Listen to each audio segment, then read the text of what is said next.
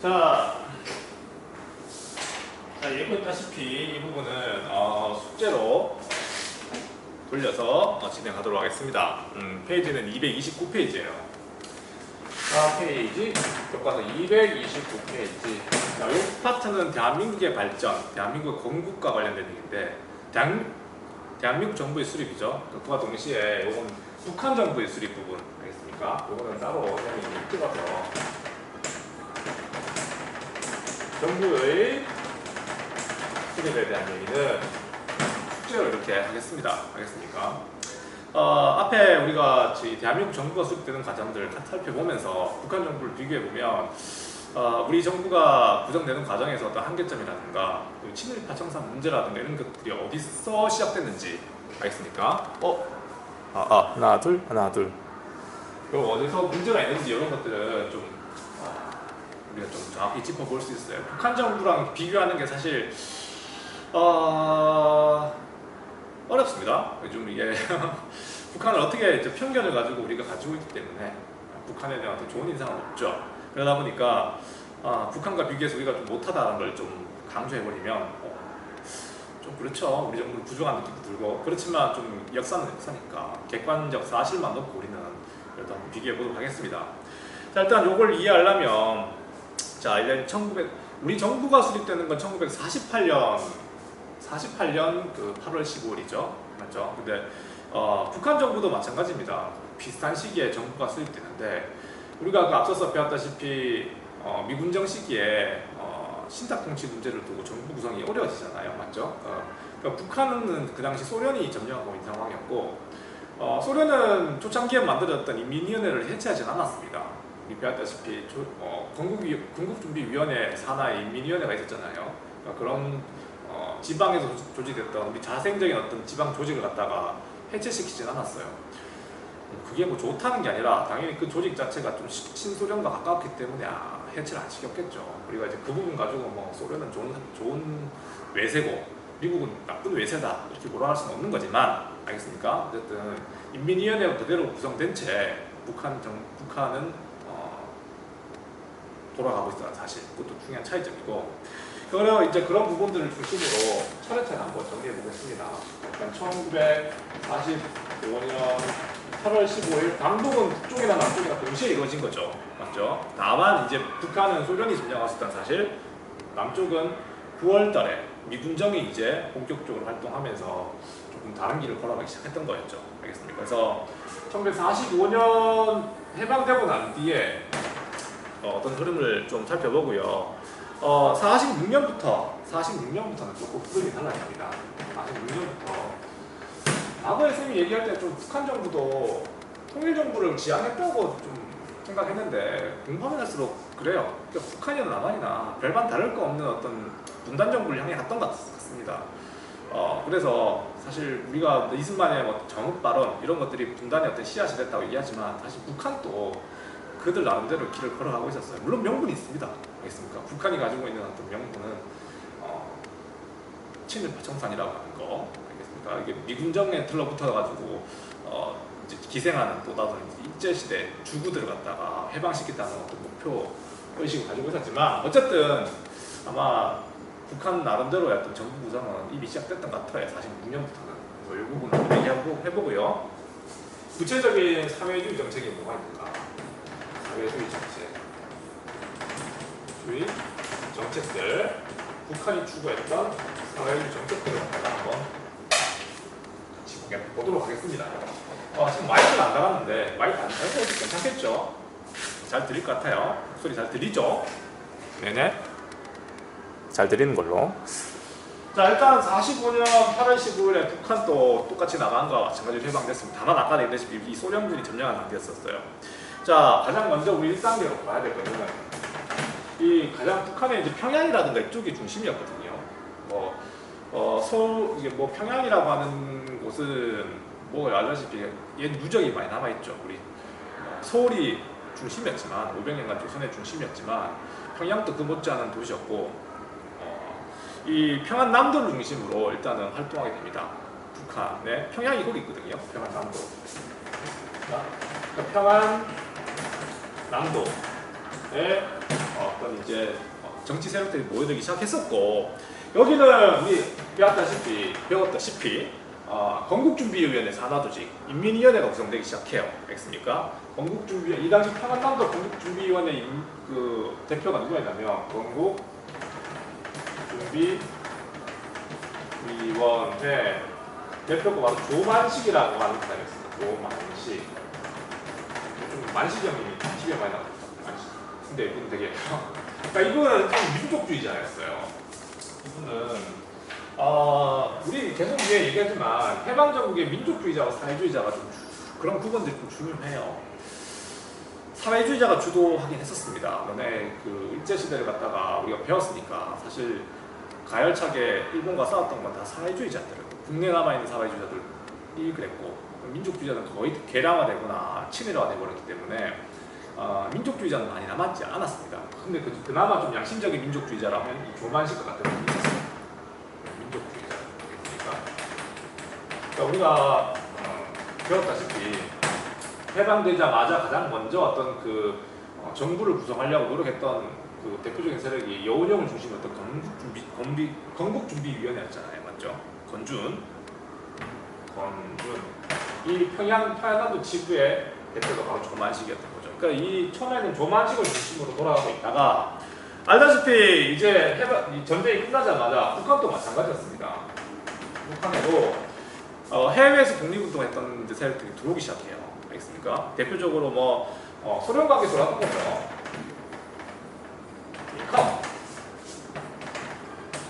소련군이 함께 소련군이 일단 들어오게 되면서 그 소련군과 함께 들어왔던 대표적인 세력이 바로 누굽니까?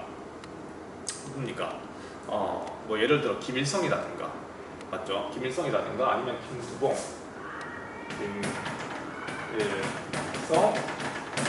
김두봉 이제는 김두봉 이런 분들은 이제 다 알 거예요.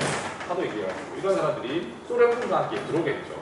문제가 이제 뭐냐면 이런 건국준비위원회와 조만식이 이끌고 있었던 건국준비위원회, 북한입니다. 여기는. 그리고 이 김일성이라는 사람과 김두봉 이런 사람들이 사실 얘는 사회주의자고 민족주의자잖아.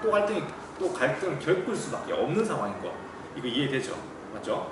그런 상황이 전개된 거였고, 여기서 실제로 우리가 지난 시간에 배웠다시피 신탁통치 문제가 여기도 문제가 됩니다. 알겠습니까? 그러니까 이 당시 민족주의자들은 이거 도저히 용납할 수 없는 부분이었습니다. 우리가 또다시 우리가 신민지 집에서 벗어났는데 또다시 신탁통치라고 하는 게 다른 나라 우리를 갖다가 이게 보호해준다는 거잖아. 뭐 식민지와 뭐가 달라요? 그게 신탁통치 문제에 대해서는 민족주의자들 굉장히 반대가 심했었어요. 그래서 이 소련군이 일단은 들어왔을 때는 조직되어 있었던 요 건국준비위원회 산하의 인민위원회는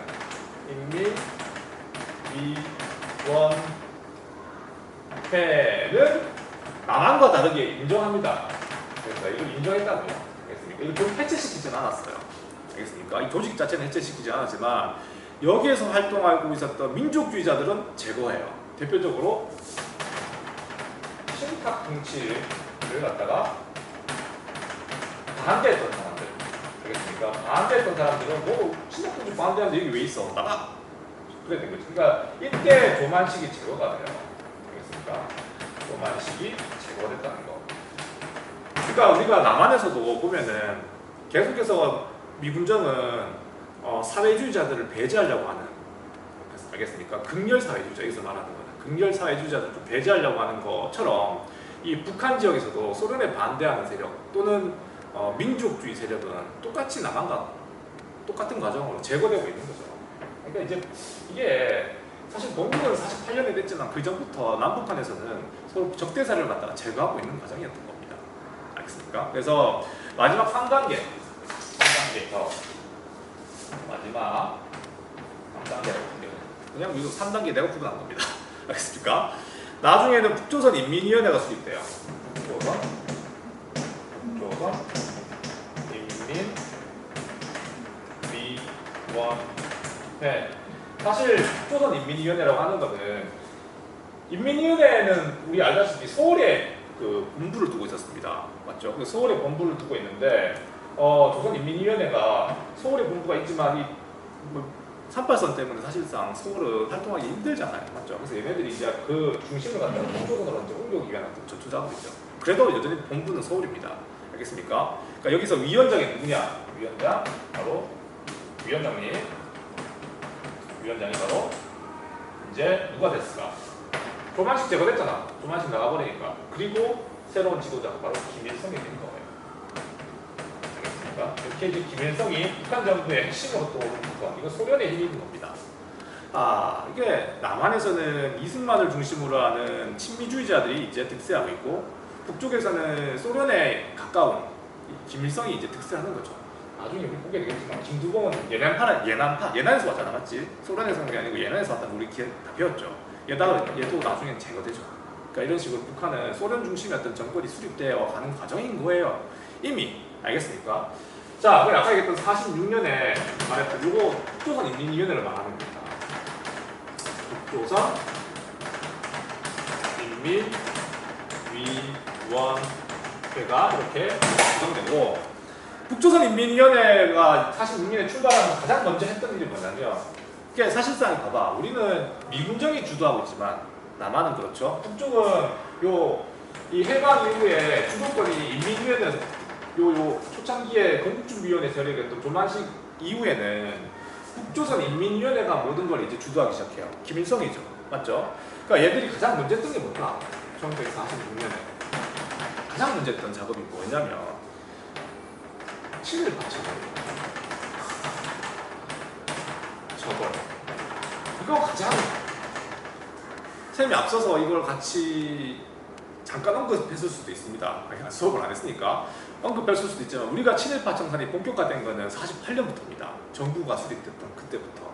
이해됩니까? 그러니까 이건 지금 공식적인 북한 정부는 아니지만 북한에서는 이미 46년에 친일파를 갖다가 처단하는 그런 작업을 시작했던 거였죠. 친일파 처벌이라고 하는 게, 얘들아, 남한이 따라오고 북한이 따라오면 어떤 문제가 생길까? 어떤 문제가 생길까? 한쪽이 먼저 시작해버리면, 만약에 북한 지역을 먼저 시작했잖아. 그러면 북한 지역에 있는 친일파들이 어디로 다 도망가겠니? 맞죠? 그 당시 38선은요 그냥 지나갈 수 있었습니다. 알겠습니까? 지금과 같이 막 휴전선을 가로막혀가지고 지나가지도 못하고 그런 게 아니라, 그 당시에는 그냥 줄만 꺼져 있을 뿐이고, 그냥 38선 그냥 표시만 있었을 뿐이지, 이걸 민간인들이 왔다 갔다 하는데 아무 문제가 없었어요. 다시 말하면 북쪽에서 이렇게 대대적인 친일파 제거 작전이 시작되니까 그 북한 정권을 피해가지고 다 어디로 가겠어요? 다 남한으로 내려오죠. 알겠습니까? 이게 이제 불행의 씨앗입니다. 친일파들이 대거 남한으로 이동하게 되고 북한 정권을 증오하기 시작하죠. 왜냐하면 자기 재산 뺏어갔어요. 그러니까 실제로 이 친일파 처벌이라고 하는 게 단순히 그냥 목을 치고 이게 아니고, 그동안 일제시대 쌓았던 재산과 토지 이런 것들 다 몰수하는 작업이었거든요. 이해됩니까? 그러니까 얼마나 분개하겠어요. 자기가 친일했다고 이게 막상 이제 처벌이 시작되면 애매모호한 경계선상이 많아요. 그러니까 뭐 완전 친일했던 사람도 있지만, 친일도 아닌데 친일이라고 이게 억울하게 자기 재산을 뺏기는 경우도 많거든요. 그런 사람들은 북한 정권에서 굉장히 적대감을 갖게 되죠. 이거는 참 쉬운 작업이었는데 한쪽이 먼저 시작해버렸습니다. 46년에. 알겠습니까?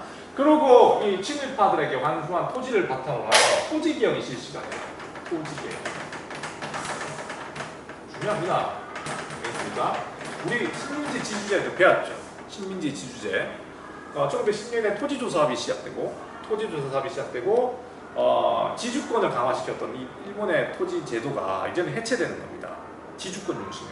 알겠습니까? 그래서 물론 또 이 당시에 일본이 버리고 간 토지도 굉장히 많았고, 알겠습니까? 그 친일했던 사람들의 지주권을 갖다가 해체시키면서 제일 중요한 것은 토지를 가지고 있는 사람한테 토지를 줘야 되는 거 아닙니까? 맞죠? 근데 이 당시 그렇지가 못했거든요. 모든 사람들에게 토지를 이제 나눠주는 그런 작업을 했던 건데, 요거는 사회주의 정책에서 생긴 토지 제도는 다시 한번 설명하겠습니다. 알겠습니까? 그 다음에 또, 그 다음에 1947년이 되면, 1947년에는, 이게 이제 47년은 우리 남한 정부가 조금 연관을 시켜봐야 되겠어요. 47년에는 미소공동위원회가 사실상 교착 상태에 빠지죠. 미소공동위원회가 이제 남북한 공동정부를 수립하기 위한 미국과 소련의 협상이었잖아요. 그 안에서 이제 우리 배웠다시피 어떤 단체를 포함하느냐, 임시정부에 그걸 두고 이제 신탁통치 반대하는 세력을 배제시키느냐 마느냐, 그거 가지고 많이 다투게 됐는데 결국 계속 무산됐잖아요. 맞죠? 1차 미소공동위원회 무산, 2차도 똑같은 이유로 무산됐던 거예요. 그래서 47년에는 이런 이제 우리 알다시피 단독 정부론이 나오기 시작하죠. 남한에서 단독 정부 알겠습니까? 단독 정부 움직임이 진짜 북한에서도 똑같이 움직여요. 북한에서도 우리도 이제 따로 정부를 만들지 않은 움직임이 생겨나게 됩니다. 그러면서 이제 이때 뭐가 만들어지면 인민군이 창설이 돼요. 북한에 군대도 만들어집니다. 인민군이 창설합니다. 그러니까 이미 전쟁 준비를 시작하는 거죠. 그렇습니까? 우리는 이제 정부를 구성하느냐 마느냐인데 북한은 이미 전쟁 준비에 들어갔던 거야 이게. 인민군이 이때 창설했던 겁니다. 47년에 알겠습니까? 실제로 북한이 김일성은요 이미 전쟁을 계획하고 있었어요. 전쟁이 50년에 일어나잖아요. 그 3년 전부터 계속 전쟁을 소련 측에다가 요구하고 있었고 할 거라고 했지만 소련이 계속 반대했었지. 근데 결국에는 소련도 전쟁을 지지하는 쪽으로 바뀌어요. 49년이 결정적인 사건이 몇 개가 있는데 전쟁 일어나기 1년 전에 중요한 사건이 몇 개 있습니다. 그거가 51년에 특히 중요한 사건 1월에 그런 것들이 복합돼가지고 전쟁이 났다고 우리 분석할 수 있는데 그건 나중에 설명하겠습니다. 47년 이렇게 북한도 이미 단독 정부의 어떤 움직임을 보여주고 있었고 알다시피 마지막 1948년에는 정부가 완성되죠. 맞죠? 남쪽에는 단독 정부, 남쪽에는 총선에 의한 유엔의 총선거에 의해 가지고 남한에서는 우리 앞서서 배웠지만 대한민국 정부가 대한민국 정부가 공식적으로 수립되죠. 8월 15일에 이게 48년입니다. 48년 맞죠? 브라시골이 구성이 되고 북쪽에서는 요거 좀 이따가 알겠습니다. 알겠습니다. 한번 끌고 갈게요. 북쪽에서는 조선민주주의 인민공화국이죠. 조선민주주의